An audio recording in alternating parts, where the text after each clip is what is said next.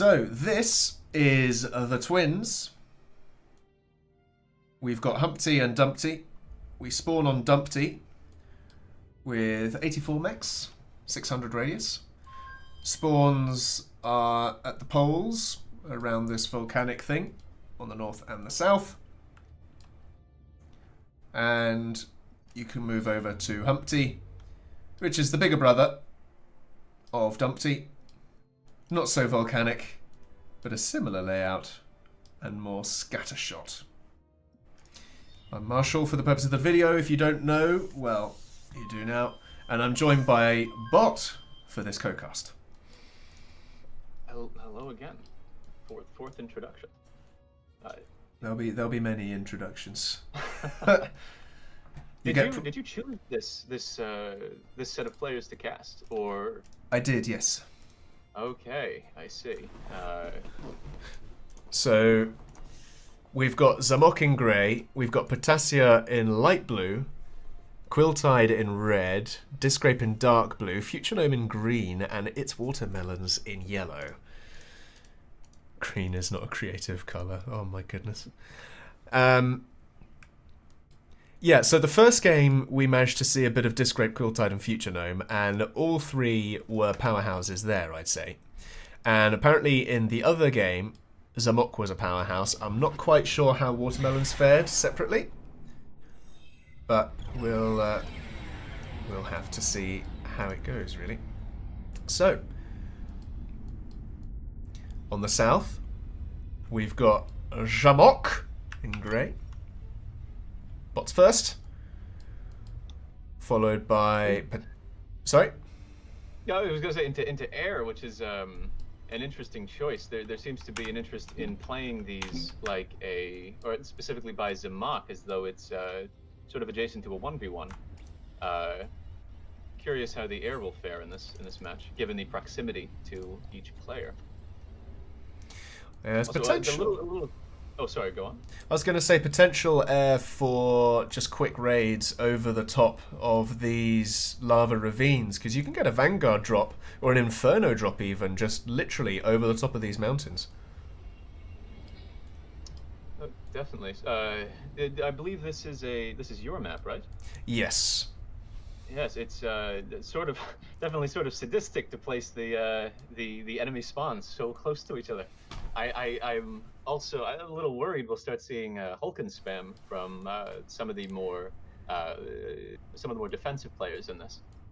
So this is precisely why you've got a second larger planet to go and run to if you want to, and why I deliberately didn't put too much metal in any player's spawn, so that they feel like they kind of want to disappear off. And that's exactly what we see already happening from Potassior here. He's getting his commander off-world straight away, not wasting any time. We're seeing the next escape from Disgrape. Oh, never mind, from watermelons as well. They're all very eager to take on Humpty. Yeah, they've seen that Potassior's getting away, and they'll be quick to follow. I think the one player we don't see preparing to jump ship, I think, is Zamok, Quilltide, and Future Gnome. Everyone on the everyone on the south side. Oh dear. Well, Zamok is there with his pelter, just trying to preempt anything close on that side. But quite often, right, at higher levels of PA play on multi-planet maps, people tend not to like going to off-world because it slows your momentum down significantly. Yes, you get an Astraeus. The amount of metal and time put into getting an Astraeus and teleporter, transitioning your economy into partly off-world. Oh wait, oh. On the off-world, everyone has landed next to each other. You couldn't make this up. We're about to have some info. No, does he miss it? Potassior only aware that Watermelons is off-world with him. No idea. Disgrape has joined him right next to. Also seeing some lob action by Zamak into Quiltide. Quiltide's responding with a similar strategy to his last push, or his last game. Oh, with the commander, yes. I was half expecting to see some lobs being used to maybe go over the volcanoes, but maybe they don't quite have the range for it. We have Zamak. He's got the lob. Oh, He was yes, the that one was a that lob. initiated. Why did I not? Why did I see that as a pelter? Yeah, okay, never mind. My mistake. This could. Zamak potentially killing himself right here with an inadequate response to Quiltide's calm push. Well, he's got the turrets there, but the Grenadiers doing a bit of damage to those turrets there. Now the commander having to retreat a little bit, but that being said, Quiltide's comm lower to begin with. Zamak taking some heavy hits here. Quiltide smelling blood, moving in. Zamak caught out and unawares a little bit there, down to 50%. Can Zamak survive this? I don't think he can. I think he's out. He may be done for. I think he made a miscalculation, and Quiltide absolutely blasting his way into the first kill of this map. Unreal. He has given himself a wildly successful position. His only competition on main world is going to be Futurenum going forward, given that all of the players that evacuated the south are going to be very preoccupied with not dying here on Humpty for the next couple of minutes. We've got a little bit of boxing between Watermelons and Potassior on the other planet here, and Watermelons suddenly spawns an army. Potassior is not going to be long for this world. I don't think that is going to be it. There we go. But that's just what happens when you land so close together on an external planet. I mean, what are the chances? And this is why having picture-in-picture is so beautiful, because I was able to see all the different planets in my picture-in-pictures. And it's a free mod that you can get on the community mods, you know, second picture-in-picture. And I can see all the transitions happening, I can, you know. So as a player, I would come here, I would have a picture-in-picture above this place to see who else is here. And if someone's coming next to me, I would get out the dodge, but there you go. I would comment a little bit that Discrape and Watermelons are... Actually, I'm not sure. Yeah, Watermelon... Okay, so Discrape is aware that Watermelons exists, but I don't believe Watermelons is aware that Discrape exists on Humpty. Let me go back to the Chronocam, see if maybe they may have had some altercations. I don't believe so. He's completely unaware that there is a player right next to him. Disc is being very, very quiet and political in this free-for-all, and is actually trying to focus more, I believe, on the spawning planet Dumpty, because if you look there, he's expanding across the middle, and is actually starting to pick a fight with Quiltide, who's tried to move unsuccessfully into Zamok's base, and is actually just going on a long migration with his commander, and has actually really failed to capitalize on having an empty base. And in fact, what I did notice and wasn't able to comment on because there was so much happening is Future Gnome scouted Quiltide's commander just after killing Zamok. So he would have seen that Quiltide had a small force, a weakened commander, and Future Gnome had just about finished its T2 and might well have just sent an army around there to go and get rid of Quiltide. So Quiltide, I feel, is being a little bit interesting. It's the only word I can really think of. It makes his plays make a lot more sense if you come at it from the perspective that he doesn't intend. He intends to, as mentioned before, sort of Mongolian push his way into everybody else's base, and that's the extent of it. I don't think we'll see T2 out of him unless he is completely just stopped in his tracks.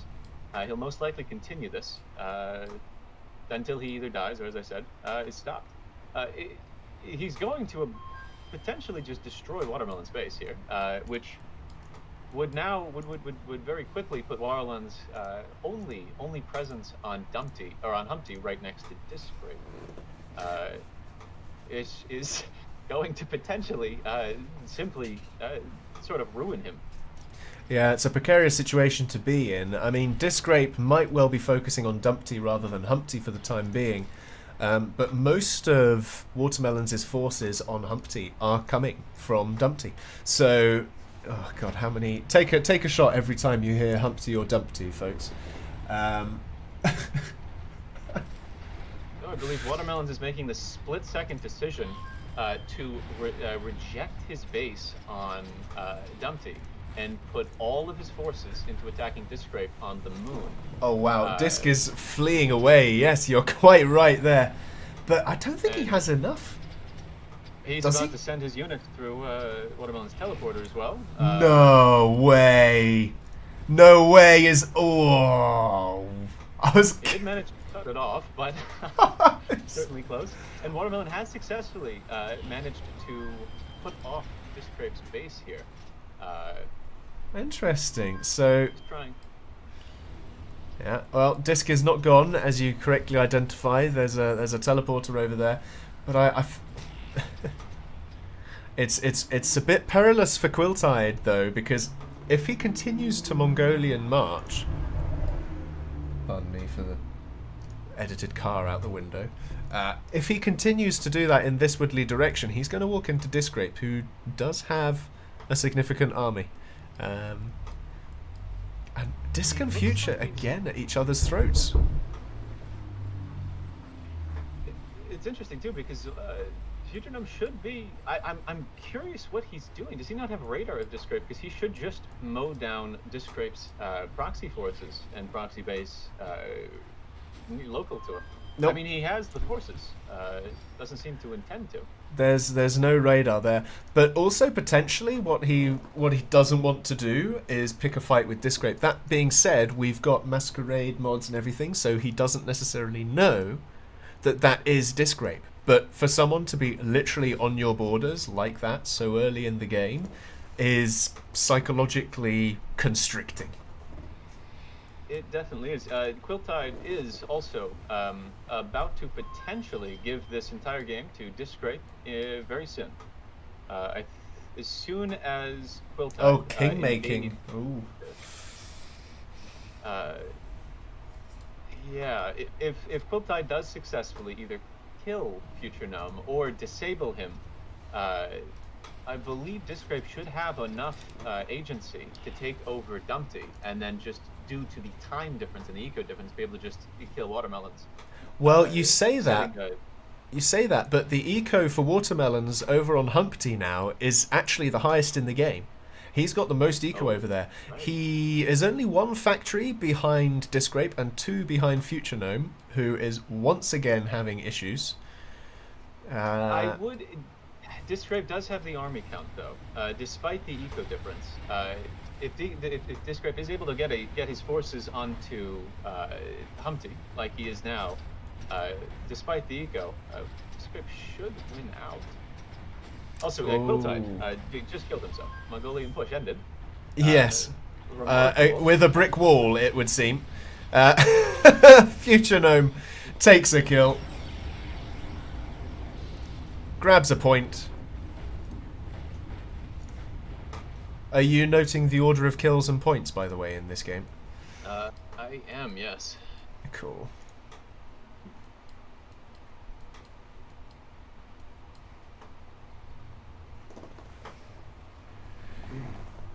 Future playing a strange game here, telling everyone his weaknesses. Not the best idea to flag that, really, but maybe looking for some sympathy votes. Now, we've got Disc versus Future Gnome, the rematch, and Watermelons on his own, pretty much, over on Humpty over there. So he's getting a lot more factories now. Oh, Future Gnome's seemingly attacking Disgrape. This could actually, this could sort of reverse the prediction. If they cause a fight here, then Watermelon's being freed. take the 129 metal on Humpty could be a little scary for them. Yeah, I mean, the neglecting Humpty is potentially a strategic blunder, especially as Watermelons is now quite so entrenched on one of those zones on Humpty where there is such a high concentration of metal.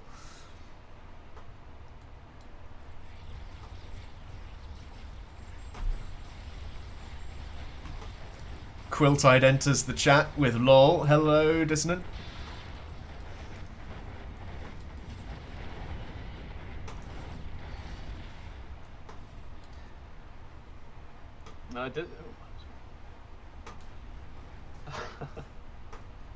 Well, he did certainly get a couple of units in the teleporter. Dissonant, if you don't mind putting in the chat, was that the extent of your plans?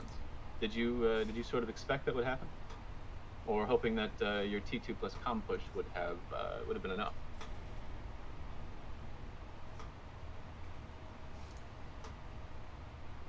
You did expect that, apparently. Man, I'm enjoying how this map is playing out. We've had chaos in the opening and a bit of realignment in the middle game. I think Watermelons might be the first to blow things up. I think so. Disgrape terrified of Future Gnome. I'm even so much so he's decided to put his commander on Humpty. Does he not have vision of... That is a mistake.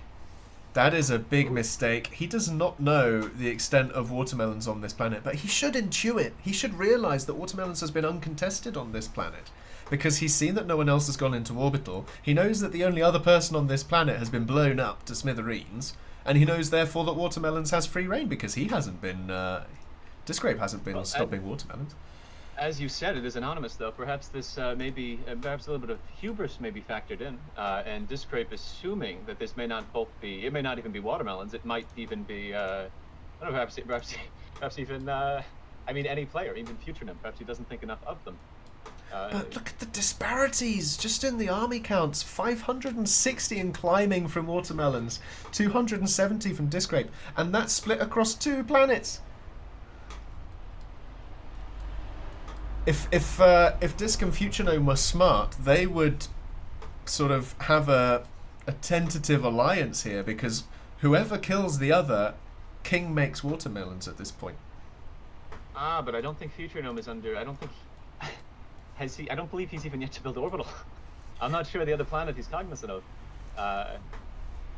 No, but he must know there's a third player, and a third player that's not on this planet. And if he doesn't know that, well...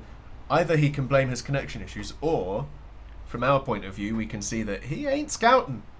He should be scouting. Out of sight, out of mind. I mean, he certainly didn't scout the last game. So this might just be a continuation of that. What is your theory on what Disgrape is doing with his army here? He said it to... Oh! I think he believes that Watermelon might still have a significant presence on Dumpty. Well, it would be easy for him to just... Well, he's got a radar even. He should be able to see that there's nothing there other than just metal. He should see that he can walk in. There you go. That's better, Disgrape. Get in there. Blow it up. Opening though himself completely to Future Gnome's army on his border though. We'd love to get these players potentially in an interview. We've got Humpty. Big engagement on Humpty. Watermelons is moving the lawnmower forward, cutting the grass that is Disc. The weeds on his planet. There we go.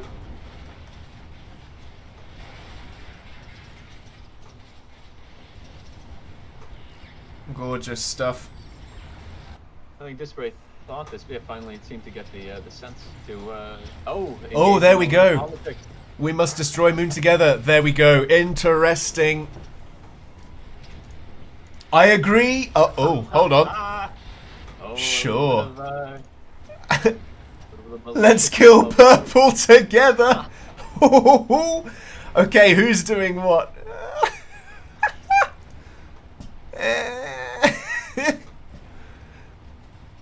I don't know. Future Gnome not gonna be tricked that easily, I think. Dacia That's wondering. laughing Just in maybe chat. something might be wrong. Interesting. There's also a. I'm finding maybe chalked up to Future Gnome said internet problems, but man, is he not? He's not taking advantage of the metal surrounding him, nor the T2. He's yet to begin to capitalize on it. And while he's not, I mean, Watermelons is taking full advantage of the moon, going so far as to build unit cannons, which we might see some plays of somewhat soon, given the amount of eco that Watermelons is pumping into it.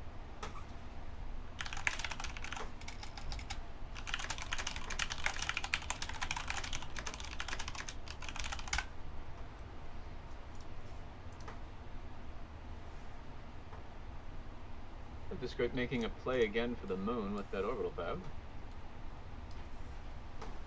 I won't lie. Melons is yellow.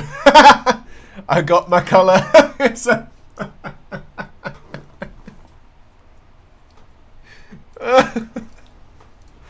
Here's yellow watermelon staple. I wouldn't even call this yellow, I'd call this gold. First place gold. We've got unit cannons coming up for melons now. Honestly, I think more of an orange, but... Nah, it's not an orange. Oh. No way. They already sent? Alright, where is he going for these? Which way? I assume it would be this grape. No. Oh, is he... Oh, I bet some men's are thrown in here. I think there might be an invasion force. Yes. Is he going to be able to get it up quick enough, though? Fabbers. Get some tellies. Oh, never mind. Absolutely sniped. I mean, if you want... that was, what, one filter? Yeah. Took out two of them. I mean, if you want to set up a beachhead, right, the first thing you do is have a quick scout. If you don't have the capability to scout, the last thing you do is launch next to metal. Like, that is the most likely place where there is going to be a force waiting for you to land. I mean, nutter. They're uber players, though, Marshall. There's scouting is not in their repertoire. Scouting nor orbital, to be fair. Nope. No. I mean, no orbital fabs. Or, sorry, no orbital radar. Well, it's really coming up. hurting them all. Got some markets. Oh, and an Omega as well. There we go, on their way.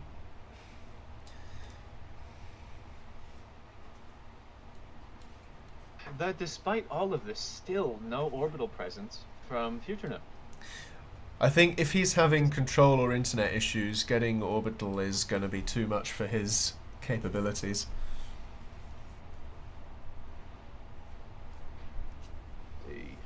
So, Dissonant in chat, or Quiltide in the game, said, in this case I was expanding to directly push into Zamok. And I say, yeah, you pushed into Zamok, but you didn't then take advantage of the new real estate that you'd conquered. You just wandered off. I mean, yeah, I get the Mongolian thing, but you get two bases early on. That's a significant advantage, and I've got to be critical here. I feel like you kind of squandered it in favour of point hunting.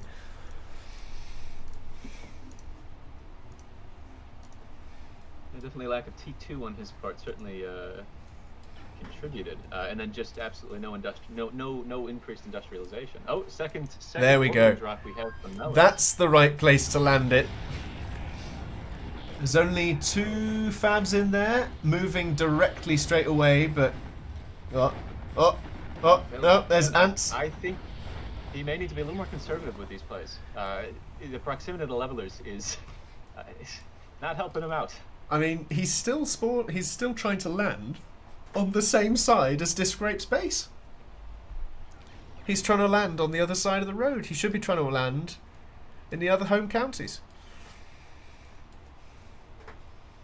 We have an Omega from Melons, assumedly going towards his that was it. I think he may have intended to send the Omega before the Umbrella Force or the Unicannon force, maybe to draw some forces. That Omega's going to get some value though here. Not much anti-orbital outside of his base that Discrape has. Disgrape is trying to get a new force on Humpty though. He's got a teleporter up.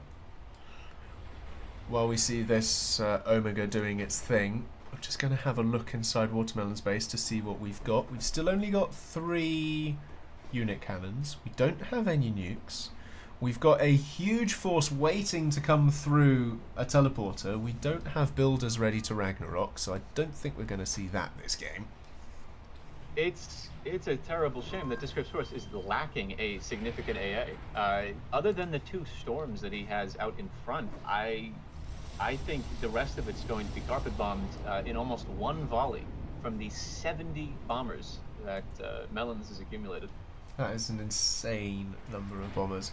But that being said, we've got another... Oh, does he see the storms? Oh, God. Oh, no!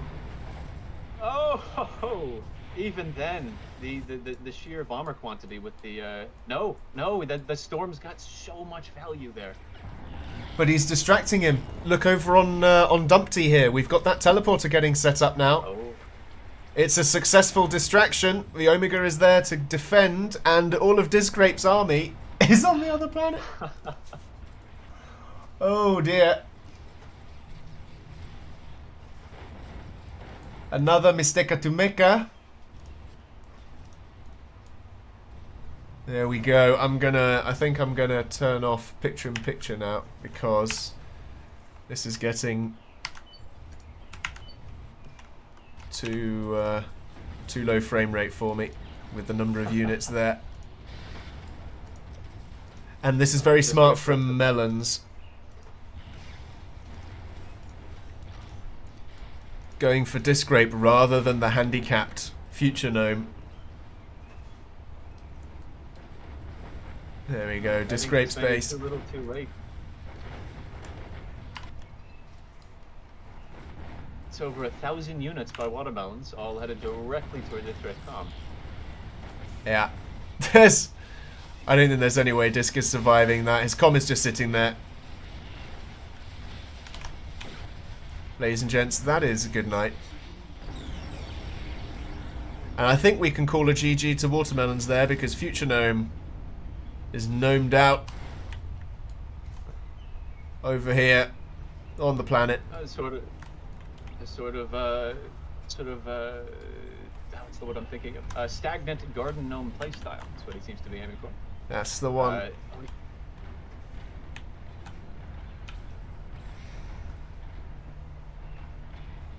Oh, you know what? This would be... I'm seeing a potential 4 points here from Watermelons. If he's able to get a foothold on the lava, if he can get up a Ragnarok, that would be 4 points in his favor. Does he desire to do that though? I'm not sure. Where would that put him here? Let's see. I mean, it's a good opportunity to take a bounty.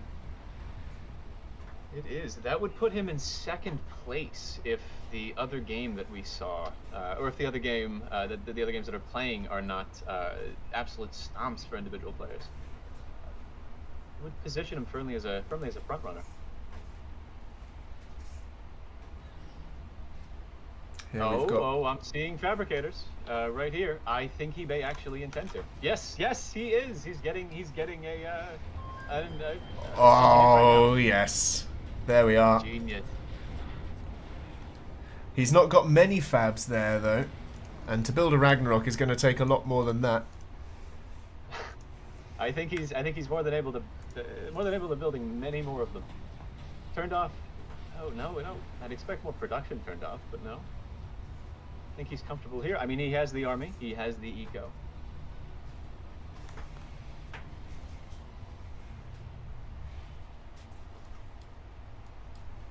I don't know. Let's have a look. Oh, and then while he's prepping for the Ragnarok, it looks like Future Gnome's prepping to invade Humpty.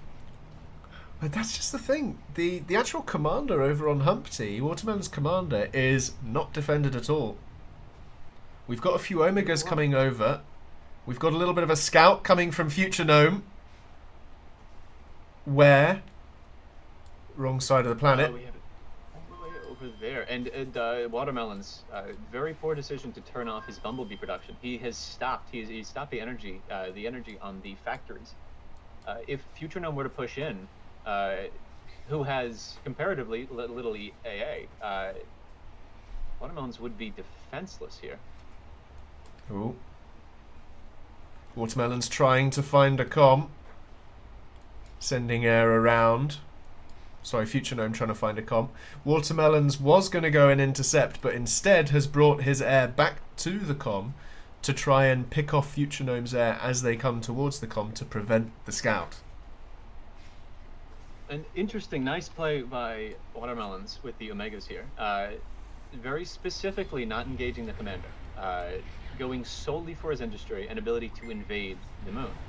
Ensuring that there's no threat to him while he builds the Ragnarok.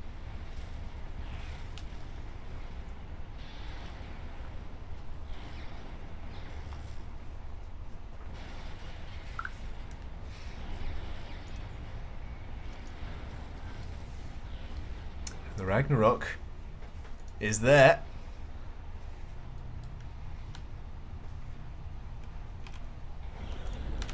And it's active. We've got 1 minute. Or is it 1.5? I think it's 1 minute. It's 60 seconds. There we go. Ladies and gents, we have a bounty claim. Unless Future Gnome is able to do something about this. A desperate unit cannon. Let's see if he can pick it off.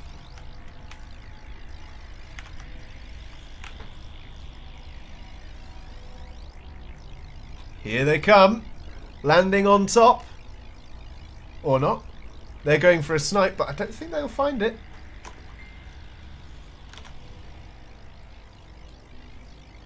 There we go. A nice, perfect, idyllic, isolated position. The wrong side, though. Oh, he won't have enough time to send his commander, even if he got the teleporter up. This is game. Oh dear.